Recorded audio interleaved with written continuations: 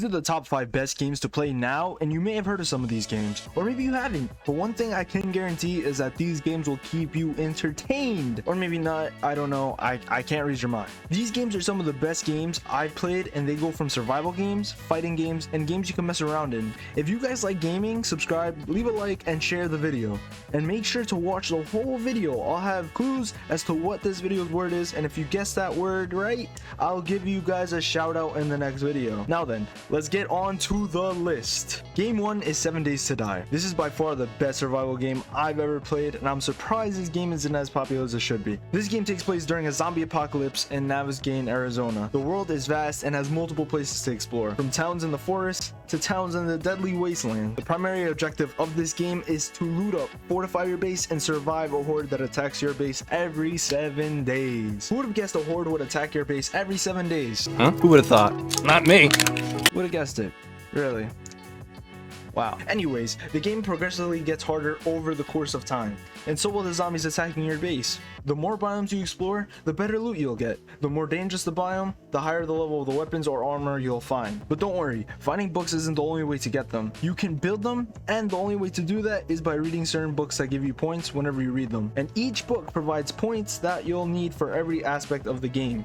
The more crafting books you find, the more tools you can make. The more pistol books you find, the higher the level of the pistol you can craft. And not only that, you can read vehicle books. These vehicle books will provide you information to be able to craft better vehicles. You can go from a bicycle to a truck depending on how many vehicle books you read. So you won't have to be walking all over the place while exploring, because you don't want to be walking around at night. These zombies do start to run at night, and it's not fun. And to get certain vehicle books, vehicle parts, or the vehicles themselves, you can do jobs for traders. There are multiple traders across the map. The more you explore, the more you'll find. Each trader is unique in their own way. Some trade vehicle parts more than others, and others specialize in meds and they'll give you more medical supplies. 7 Days to Die is by far the best zombie survival game I've ever played, and I highly recommend it to those of you who love zombie survival games. On to the next one. Game 2 is Sons of the Forest. It's another survival horror game that will definitely scare some players to death. When you start the world, you will find yourself on an island after a helicopter crash. You will then continue scavenging for supplies and start discovering all the mysteries this island has to offer while exploring. But of course, this is a survival horror game, and you'll be encountering cannibals. Bro, what is this? This isn't even. Scratch the cannibal thing. You'll be fighting monster and friends. That's what they're called now, monster and friends. While exploring this island, you'll be fighting monster and friends. You'll be unraveling the secrets of this strange island. But of course, what type of survival game would this be without being able to build a base? Building bases in this game is very unique. It's not like most survival games where you start off crafting building blocks. In this game, you get logs and make log cabin like builds. All right, I know to most of you it doesn't sound impressive. You know what I'm saying? But cut me some slack, okay? Regardless, not only are the building mechanics unique, but the quality of graphics are just immaculate, if I do say so myself. I mean, just look at the water. It's quality graphics. But jokes aside, hunting is realistic to a certain extent, and so are the crafting mechanics. Not only that, this game has alternating seasons, and if you don't know what that is, for some reason, it's a change of seasons, you know, like fall, winter, spring, summer, those things, you know. If you guys don't know what that is, I'm concerned.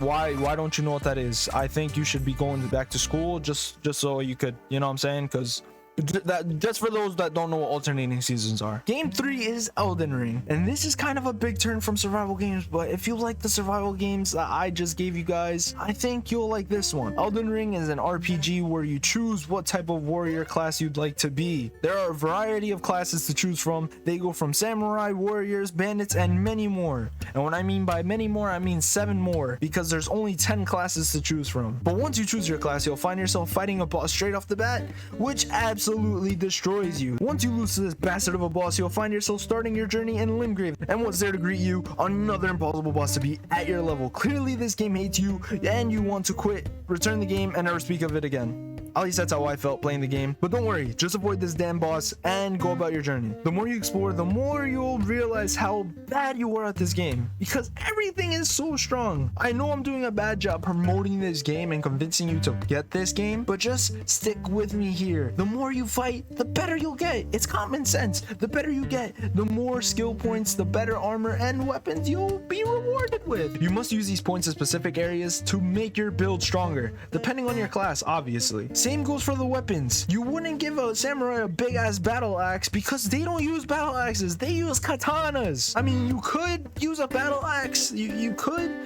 but it wouldn't be effective. It would do no damage because what samurai is picking up a big ass battle axe? They're not Thor. You know what I'm saying? Don't just drop the thing, get the katana, go about your day, man.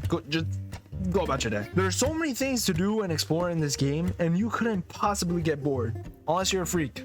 That's the only way to get bored, especially when the map is huge. I mean, this map is huge, bro. You start off in a little corner of the map and then you just start exploring more and you realize how big this map actually is. And remember when I said there are bosses in the game? Yeah, I meant there's like 83 of them to be exact. So if you somehow still get bored of this game, you're ridiculous, because each boss gets harder than the last. If you wanted to, you could fight with friends, but the only problem with that is that the player who joins the other's world will drop to their level. So if you're a level 10 and they are a level 5, you will be a level 5. But don't you worry, because your weapons will stay the same. They'll be the same level. If you upgraded that weapon, it will stay the same. It won't change, only the level of your character. Game 4, this is by far the biggest turn out of all the games I've mentioned, and this game is Brawlhalla. If you like Super Smash Bros. But don't have a Switch, then this game is a perfect replacement. This game is a 2D fighter and has multiple characters to choose from. There are even some crossover characters to use, such as Finn from Adventure Time, Daryl from The Walking Dead, and many more. But of course, you have to pay for those. Who would have guessed a free-to-play game would make you pay for characters that aren't licensed to them? Who would have guessed you would have to pay for those? Not me. Of course. Why would you have to pay for them? But hey, they're worth it if you like the characters a lot. You know what I'm saying? But yeah, there's not much to go into with this game. You fight opponents, knock them out, get rid of the 3 lives, and you win. Of course, there are other game modes like dodgeball, football, which is one of my personal favorites, and a few others. This is a very entertaining game, especially with friends. And when you get bragging rights after beating them consistently, time after time again, bro, just imagine saying you suck and they can't say anything about it because you beat them that many times. Just imagine that, all right? But yeah, that's Brawlhalla. On to the final game. Game 5 is by far the funniest game to play on this list, and it's the best one to play with your friends. This game is Gang Beasts. This is by far the dumbest game to play, and when I say it's the dumbest game to play, I mean it. It's a dumb game. It's the goofiest fighting game, and it's the best game to play when you want to get a good laugh in with your friends.